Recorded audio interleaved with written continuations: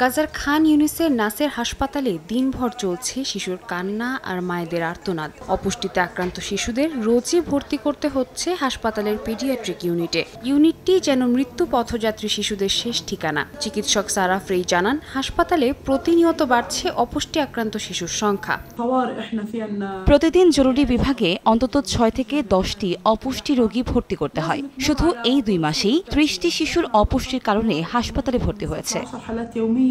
5 মাস বয়সী জয়নাবও এই হাসপাতালে চিকিৎসাধীন। কেনা দুধের উপর নির্ভরশীল হওয়ায় বেশিরভাগ সময়ই খাবার জুটছে না এই নবজাতকের কপালে। এ অবস্থায় অসহায় হয়ে পড়েছেন শিশুর মা। বাচ্চার জন্য কোনো দুধই ঠিকঠাক কাজ করছে না। এক ব্র্যান্ডের দুধ শেষ হলে পরেরটায় পায় কোথায়? সীমান্ত বন্ধ, গোটা পৃথিবী যেন আমাদের মুখের ওপর দরজা বন্ধ করে দিয়েছে। প্রতিকূল পরিবেশ আর খাদ্যাভাব সব মিলিয়ে মানবিক বিপর্যয় তীব্র হচ্ছে অঞ্চলটিতে। জাতিসংঘ, UNRWA আর ইউনিসেফ এক বাক্যে বলছে, গাজার এই পরিস্থিতি শুধু মানবিক বিপর্যয় নয়, বরং এক অস্তিত্ব সংকট। এই যুদ্ধ, এই দুর্ভোগ আর কতদিন? তাবু, স্যানিটেশন নেই, ফুটানো পানি নেই। শিশুদের আমরা চুলায় ফুটানো ধুলোমাখা পানিতে দুধ মিশিয়ে খাওয়াই। এমন পরিস্থিতি কেউ সহ্য করতে পারবে না।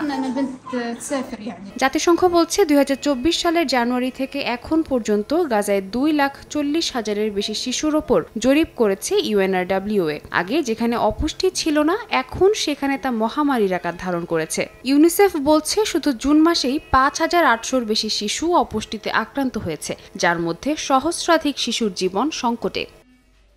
মানবিক সংকট আরও গভীর করেছে সহায়তা প্রবেশে বাধা। ইসরায়েল 11 সপ্তাহ পর কিছু সীমিত সহায়তা প্রবেশের অনুমতি দিলেও জাতিসংঘ সহ বহু সংস্থার প্রবেশ এখনও বন্ধ।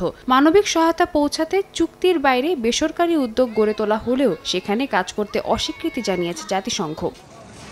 সাদিয়া তাসনিম, সময় সংবাদ।